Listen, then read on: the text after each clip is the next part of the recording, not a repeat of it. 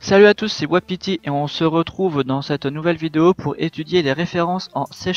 Les références ont le même objectif que les pointeurs, c'est-à-dire on va pouvoir modifier les variables en dehors de la fonction.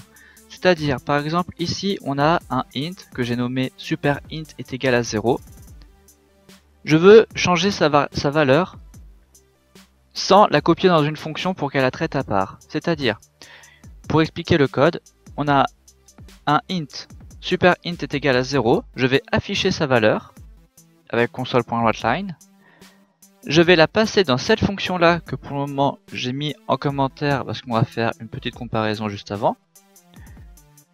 Et ensuite je vais réafficher ce même int, le superInt, pour voir si la valeur a été modifiée ou pas. Et bien sûr un console.readkey pour bloquer la sortie. Mes deux fonctions se trouvent ici.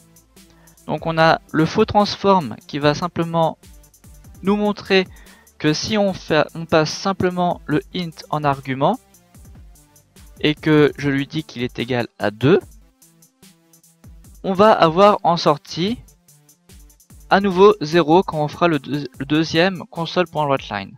On peut faire un test tout de suite.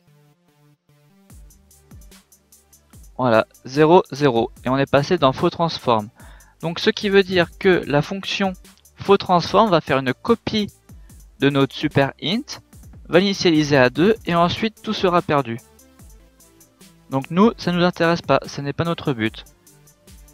On va la mettre en commentaire et on va enlever les commentaires sur transform via ref. Donc transform via ref, qu'est-ce qu'elle va nous prendre cette fonction? Elle va nous prendre le superInt qui sera avec le mot-clé ref devant pour préciser justement que on va passer le superInt en référence, c'est-à-dire qu'elle va travailler directement sur le superInt qui est ici. Et dans la fonction elle-même, ici, on va prendre le mot-clé ref devant l'argument int a, pour lui dire qu'elle s'attend à prendre un argument en référence, et autrement dit, le superInt qui est ici. Donc si je fais le test, j'exécute mon code,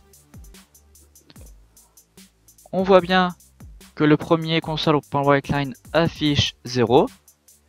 On passe dans la fonction transform via ref, et on se retrouve avec 2 qu'on affiche le deuxième console.writeLine de notre superInt. C'est-à-dire que la valeur du superInt a été modifiée. On ne pourra plus jamais retrouver le 0.